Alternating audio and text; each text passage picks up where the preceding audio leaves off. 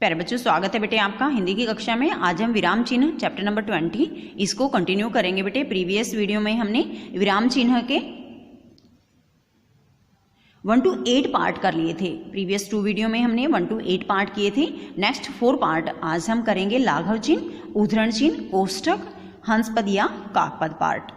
Next देखिए बेटे, लाघव चिन्ह क्या होता है। लाघव चिन्ह जब वाक्यों में शब्दों को संक्षिप्त रूप में लिखा जाता है ना, तब इस चिन्ह का प्रयोग करते हैं। देखो यहाँ क्या परिभाषा अगर आपको समझ आ जाती है ना बेटे, तो एग्जाम्पल अपने आप ही समझ आ जाएंगे। यहाँ ये बताया कि जब वाक्यों में शब्दों को संक्षिप्त रूप में, संक्षिप्त क्या होता है बेटे, संक्षेप में छोटा बनाकर लिखते हैं ना, तब हम लाघव चिन्ह का प्रयोग करते हैं। फॉर एग्जाम्पल देखो, प्रोफेसर, इस शब्द को बजाय प्रोफेसर लिखने के हम प्रो लिख के बेटे डॉट लगा देते हैं। ठीक है, लाघव चिन्ह का यूज करते हैं हम यहाँ। डॉट नहीं, ये पूरा ऐसा गोल बनाना होता है।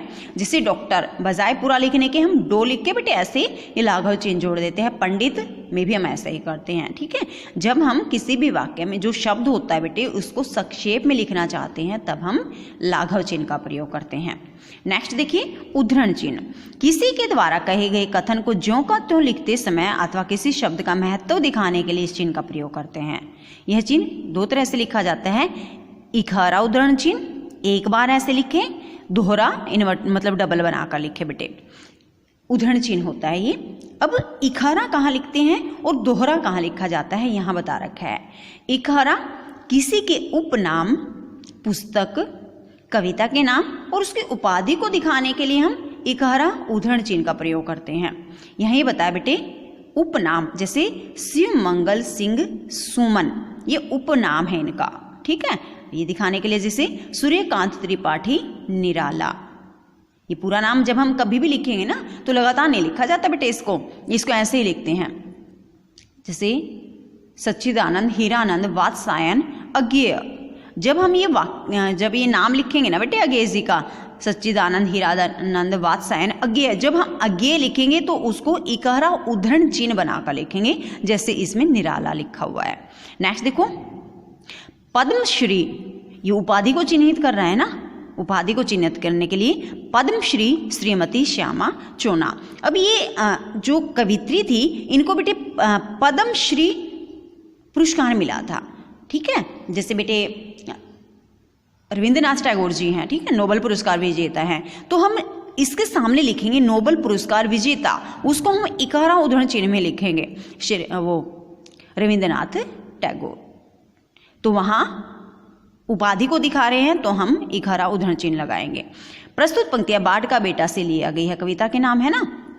प्रस्तुत जैसे बेटे आप प्रसंग लिखते हो कविता का, प्रस्तुत कविता या पंक्तियाँ या पद्यांश हमारी हिंदी के पाठ्य पुस्तक नूतन भाग 3 में से हंसरी उषा कविता से ली गई है। तो हंसरी उषा कविता जब आप लिखते हो ना, तो उसको आप किस में लिखोगे बेटे, इकहरा उद्धरण चिन्ह में। मे बी आपको ये क्लियर हो गया होगा। नेक्स्ट देखो बेटे, दोहरा कब लगाते हैं हम, डबल कब यूज करते हैं इसको। किसी व्यक्ति के कथन या वाक्य को उसी रूप में प्रस्तुत करने के लिए हम दोहरा उद्धरण चिन्ह का प्रयोग करते हैं। जिससे बेटे हम लिखते हैं ना, सुभाष चंद्र बोस ने कहा था, तुम मुझे खून दो मैं तुम्हें आजादी दूंगा। तो इसमें क्या कर रखा बेटे, दोहरा उद्धरण चिन्ह का प्रयोग है ना, डबल का है ना। तो कब यूज होता है, जब हम किसी व्यक्ति के कथन को या उसके कहे हुए वाक्य को लिखेंगे ना, तब हम इन्वर्टेड कॉमास का यूज करते हैं। महात्मा गांधी ने कहा, करो या मरो, तो ये कहा था इन्होंने।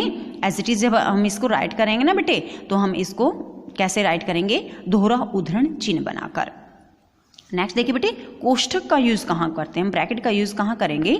इस चिन्ह का प्रयोग कई स्थितियों में किया जाता है, जैसे संवाद लेखन के समय पात्रों के हाव भाव दिखाने के लिए। जैसे मैंने बेटे एग्जाम्पल में लिया था ना, ये मतलब ये बात बताई थी कोष्ठक का, जब मैंने एग्जाम्पल किए थे, इसके प्रकार किए थे विराम चिन्ह के, कि जब हम संवाद लिखते हैं ना बेटे, बालक क्या करता है, हंसते हुए कहता है, तुम मेरा क्या बिगाड़ लोगे। तो ये हंसते उसके भाव को दिखा रहा है ना। लास्ट में क्वेश्चन मार्क है तो क्वेश्चन मार्क लगा देना, क्वेश्चन से रिलेटेड है ये।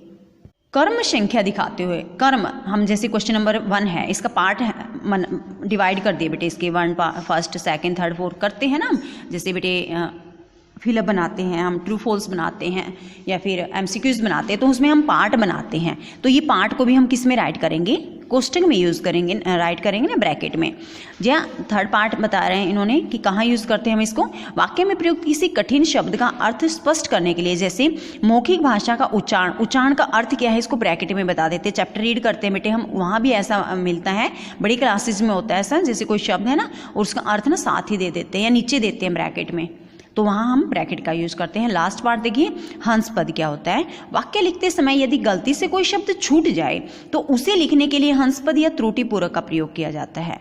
ठीक है, तो इस हंस पद का यूज़ हम कहाँ करेंगे बेटे, हमारा कोई शब्द रह जाता है, जैसे कल मेरे आने वाले थे, मान लीजिए आपने वाक्य लिख दिया लेकिन आपने ये नहीं मतलब ये शब्द छूट गया आपका, मामा जी मामी जी जो भी आपने लिखना है, फिर हम ये हंस पद बनाते हैं कि यहाँ ये शब्द आने थे।